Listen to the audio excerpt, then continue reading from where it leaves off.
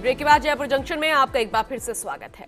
जयपुर की द्रव्यवती नदी को गुजरात की साबरमती नदी की तर्ज पर विकसित करने के लिए सरकार ने टाटा से विस्तृत प्रोजेक्ट रिपोर्ट तैयार करवा ली है।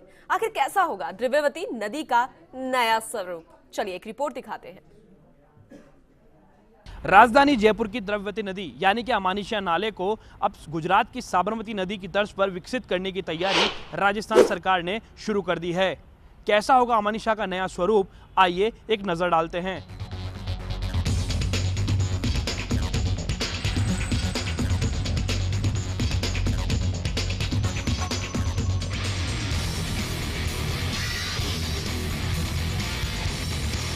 द्रव्यवती नदी यानी अमानिशा नाला, जो कि 4 बड़े और अनेकों छोटे नालों से मिलकर एक बड़ा नाला बन गया है।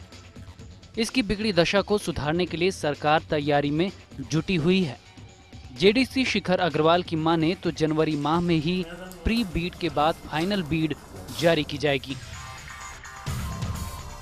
या जिसको द्रव्यवती रिवर भी हम कहते हैं, उसको रिजुमिनेट करके आसपास के क्षेत्र को डेवलप करने के लिए, जैसा कि आपको पता है, स्विस चैलेंज पद्धति के तहत टाटा प्रोजेक्ट्स और एक शंघाई बेस्ड कंपनी ने डीपीआर तैयार की थी।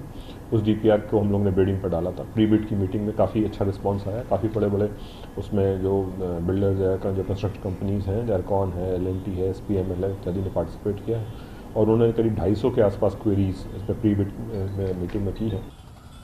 जेडीए अगर प्रोजेक्ट रिपोर्ट के आधार पर इस इलाके को विकसित करेगा तो गुलाबी नगरी के अमानिशाह का बिगड़ा स्वरूप सुधरेगा।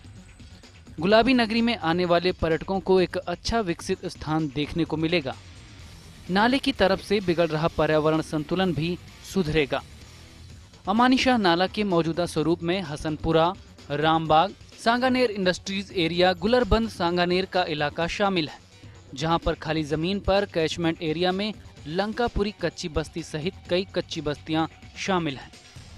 इस इलाके के गंदे नालों के पानी को STP प्लांट के जरिए फिल्टर किया जाएगा और इसके बाद अविकसित इलाके को विकसित करके जेडीए यहां पर कमर्शियल स्पेस को बेचेगा, जहां पर रेस्टोरेंट, पेट्रोल पंप, होटल्स आदि विकसित होंगे। वहीं जेडीए यहां 180 एकड़ में कमर्शियल स्पेस तैयार करेगा। 128 एकड़ में सरकार अपने लिए भविष्य की परियोजनाओं के लिए जमीन तैयार करेगी और 47 किलोमीटर के एरिया में गार्डन आदि जनता से जुड़े प्रोजेक्ट विकसित किए जाएंगे।